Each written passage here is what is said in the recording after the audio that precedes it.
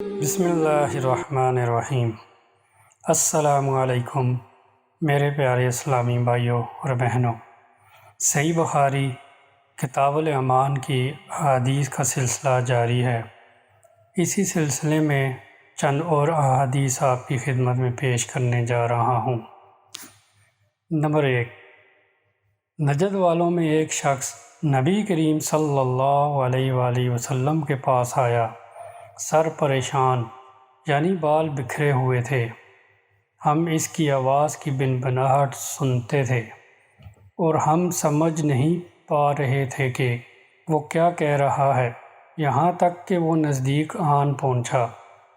جب معلوم ہوا کہ وہ اسلام کے بارے میں پوچھ رہا ہے تو نبی کریم صلی اللہ علیہ وآلہ وسلم نے فرمایا، اسلام دن رات میں 5 نمازیں پڑھنا ہے۔ اس نے کہا، بس اس کے سوا تو اور کوئی نماز مجھ پر نہیں۔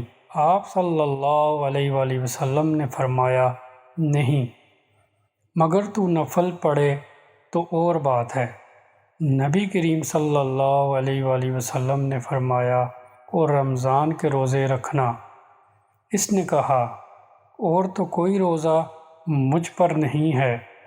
آپ صلی اللہ علیہ وآلہ وسلم نے فرمایا، نہیں، مگر تو نفل روزے رکھے تو اور بات ہے۔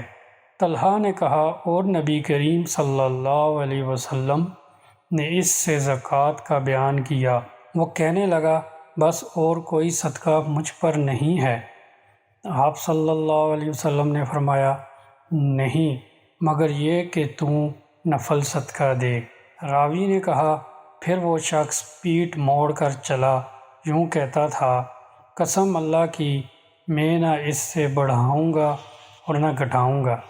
نبی کریم صلی اللہ علیہ وسلم نے فرمایا، اگر یہ سچا ہے تو اپنی مراد کو پہنچ گیا۔ صحیح بخاری کتاب الایمان حدیث نمبر 46۔ نمبر 2، نبی کریم صلی اللہ علیہ وآلہ وسلم نے فرمایا، جو کوئی ایمان رکھ کر اور ثواب کی نیت سے کسی مسلمان کے جنازے کے ساتھ جائے اور نماز اور دفن سے فراغت ہونے تک اس کے ساتھ رہے تو وہ 2 قرات ثواب لے کر لوٹے گا۔ ہر قرات اتنا بڑا ہوگا جیسے احد کا پہاڑ، اور جو شخص جنازے پر نماز پڑھ کر دفن سے پہلے لوٹ جائے تو وہ 1 قرات ثواب لے کر لوٹے گا۔ روح کے ساتھ اس حدیث کو عثمان موزن نے بھی روایت کیا ہے کہ ہم سے عوف نے بیان کیا، انہوں نے محمد بن سیرین سے سنا، انہوں نے ابو ہریرہ رضی اللہ تعالی عنہ سے، انہوں نے نبی کریم صلی اللہ علیہ وسلم سے اگلی اور روایت کی طرح۔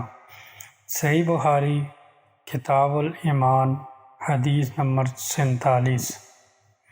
نمبر 3، نبی کریم صلی اللہ علیہ وآلہ وسلم نے فرمایا کہ مسلمان کو گالی دینے سے آدمی فاسق ہو جاتا ہے اور مسلمان سے لڑنا کفر ہے۔ صحیح بخاری کتاب الایمان حدیث نمبر 48۔ نمبر 4، نبی کریم صلی اللہ علیہ وآلہ وسلم اپنے حجرے سے نکلے، لوگوں کو شب قدر بتانا چاہتے تھے۔ وہ کون سی رات ہے؟ اتنے میں 2 مسلمان آپس میں لڑ پڑے۔ آپ صلی اللہ علیہ وسلم نے فرمایا، میں تو اس لیے باہر نکلا تھا کہ تم کو شب قدر بتلاؤں، اور فلاں فلاں آدمی لڑ پڑے تو وہ میرے دل سے اٹھا لی گئی، اور شاید اسی میں کچھ تمہارے بہتری ہے۔ تو اب ایسا کرو کہ شب قدر کو رمضان کی 27ویں، 29ویں اور 25ویں رات میں ڈھونڈا کرو۔ صحیح بخاری کتاب الایمان حدیث نمبر 49۔ نمبر 5، ہرقل روم کے بادشاہ نے ان سے کہا، میں نے تم سے پوچھا تھا کہ اس رسول کے ماننے والے بڑھ رہے ہیں یا گھٹ رہے ہیں؟ تو نے جواب میں بتلایا کہ وہ بڑھ رہے ہیں۔ ٹھیک ہے، ایمان کا یہی حال رہتا ہے یہاں تک کہ وہ پورا ہو جائے۔ اور میں نے تجھ سے پوچھا تھا کہ کوئی اس کے دین میں آ کر پھر اس کو برا جان کر پھر جاتا ہے تو تو نے کہا نہیں، اور ایمان کا یہی حال ہے، جب اس کی خوشی دل میں سما جاتی ہے تو پھر اس کو کوئی برا نہیں سمجھ سکتا۔ صحیح بخاری کتاب الایمان حدیث نمبر 51۔ نمبر 6، نبی کریم صلی اللہ علیہ وآلہ وسلم سے سننا۔ آپ صلی اللہ علیہ وسلم فرماتے تھے، حلال کھلا ہوا ہے اور حرام بھی کھلا ہوا ہے، اور ان دونوں کے درمیان بعض چیزیں شبہ کی ہیں جن کو بہت لوگ نہیں جانتے کہ حلال ہیں یا حرام۔ پھر جو کوئی شبہ کی چیزوں سے بھی بچ گیا، اس نے اپنے دین اور عزت کو بچا لیا، اور جو کوئی ان شبہ کی چیزوں میں پڑ گیا، اس کی مثال اس چروائے کی ہے جو شاہی محفوظ چراگاہ کے آس پاس اپنے جانوروں کو چرائے۔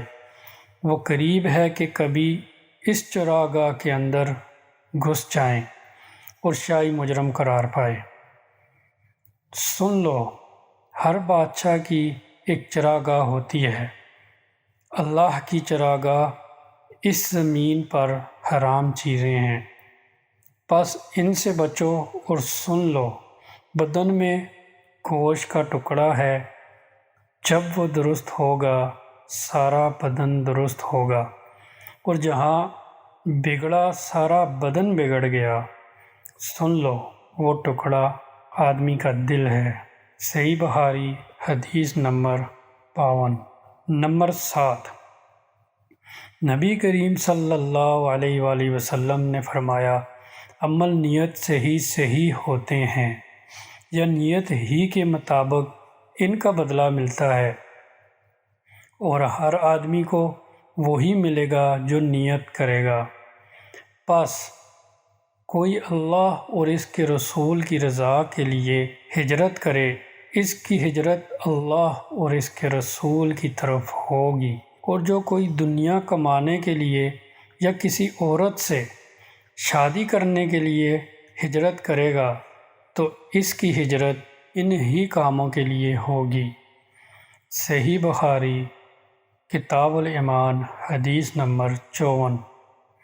نمبر 8، انہوں نے نبی کریم صلی اللہ علیہ وآلہ وسلم سے کہے، آپ صلی اللہ علیہ وسلم نے فرمایا، جب آدمی ثواب کی نیت سے اپنے اہل و عیال پر حج کرے، پس وہ بھی اس کے لیے صدقہ ہے۔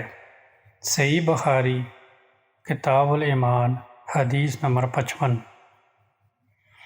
نمبر 9، نبی کریم صلی اللہ علیہ وآلہ وسلم نے فرمایا، بے شک تو جو کچھ خرچ کرے اور اس سے تیری نیت اللہ کی رضا حاصل کرنی ہو، تجھ کو اس کا ثواب ملے گا، یہاں تک کہ اس پر بھی جو تو اپنی بیوی کے منہ میں ڈالے۔ صحیح بخاری کتاب الایمان حدیث نمبر 56۔